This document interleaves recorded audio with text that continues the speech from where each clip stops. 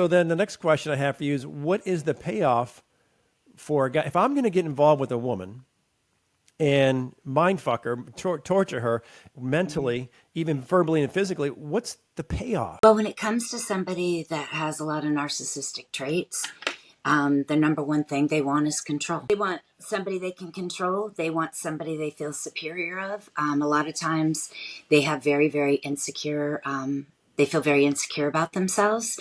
So to feel superior, to feel above people, that's their number one thing is control, and that's why they manipulate. That's why they blame. And one common term you'll hear is when they do that, and you have somebody with a lot of empathy that gives to them, that's feeding them the narcissistic supply, right? Well, we start off kind of gentle because a lot of people don't even know they're in an abusive relationship. So I don't even use, I have some women I've worked with for a year.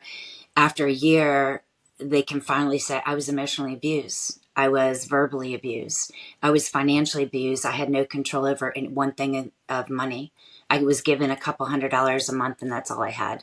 No name on any bank accounts, no name on cars, no name on the mortgage.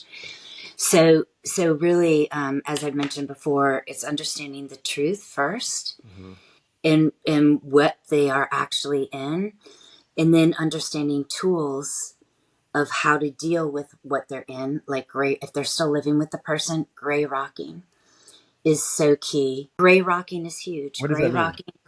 It's just like you see a gray rock, it's kind of boring.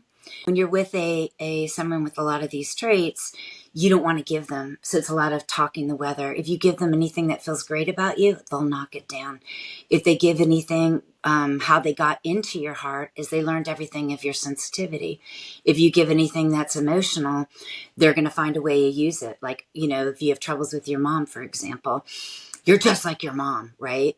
The gray rocking is a huge technique to be able to keep the ball in your court and not giving them the power of totally walking all over you.